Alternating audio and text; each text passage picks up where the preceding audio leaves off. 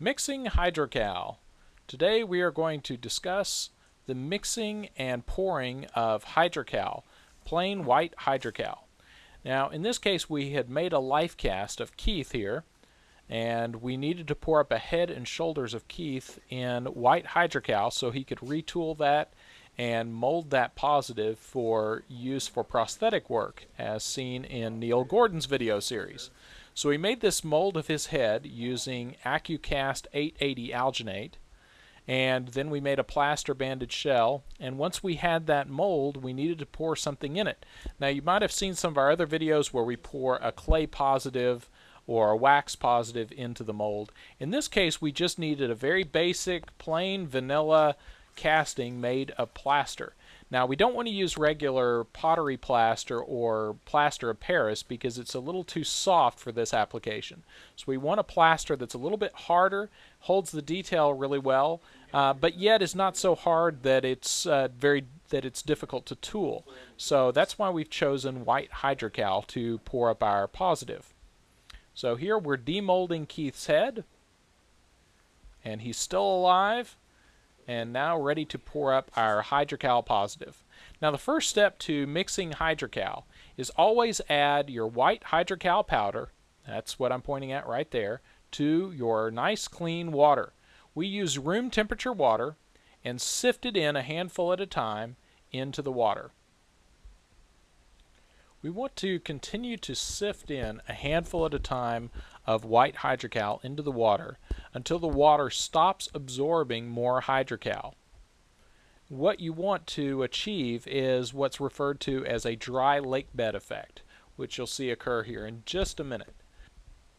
Now as I sift in the Hydrocal, you'll notice I'm sifting it in, just letting it sink to the bottom of the bucket. You don't want to agitate the water or stir it as you add the Hydrocal to the water. If you do start stirring the water as you're adding Hydrocal, you will wind up with a very weak mixture because you'll have some of the Hydrocal already reacting with the water and starting to calcify while other parts of it haven't started curing yet. And that creates problems and small cracks in your finished cast. Now you'll notice there that we've just about hit the saturation point.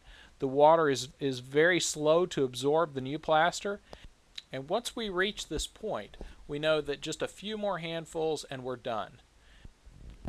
Once you've added all of your Hydrocal to your water, you want to step back and let the Hydrocal absorb into the water undisturbed for a few minutes.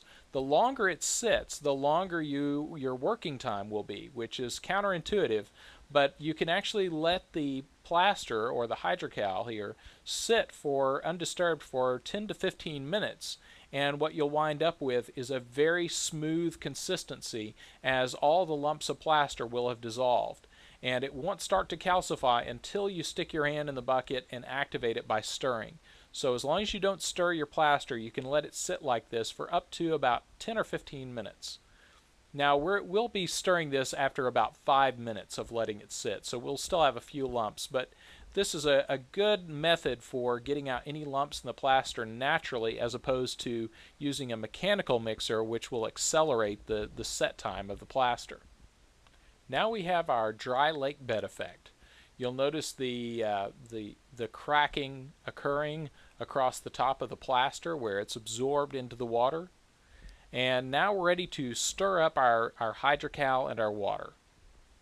And I always like to stir with my hand, but you can also use a mechanical mixer, which will definitely save on some drying on your hands.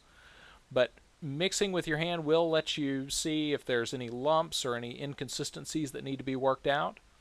Just keep in mind, if you do use a mechanical mixer, such as a Jiffy mixer on a drill, the friction from the Jiffy mixer will rapidly accelerate the set time of your plaster or your Hydrocal.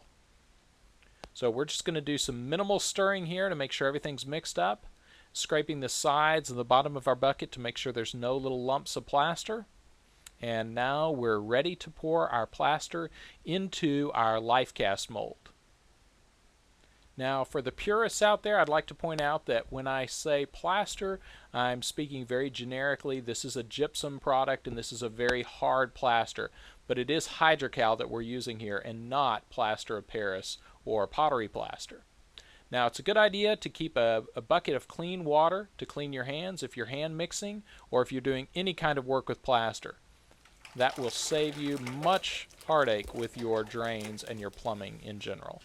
Now we've poured up our head cast, and I'm going to reach into the chin area and the nose area and make sure there's no bubbles. And we're just going to fill this all the way up to the brim with White Hydrocal. And here's our finished cast. Hydrocal that's cast this way can typically be demolded in about 45 minutes. Less if you've used a mechanical mixer, but typically about 45 minutes to an hour you can demold your part. Just want to be very careful in the case of a life cast like this with fragile ears and thin areas or fingers that you're very careful to make sure that the Hydrocal is obtained full strength so that you don't accidentally shear off a finger or an ear or something like that as you're demolding. And here's our finished Hydrocal life cast. For more information on life casting, check out our video Lifecasting 101 or check our web store for other interesting life casting products.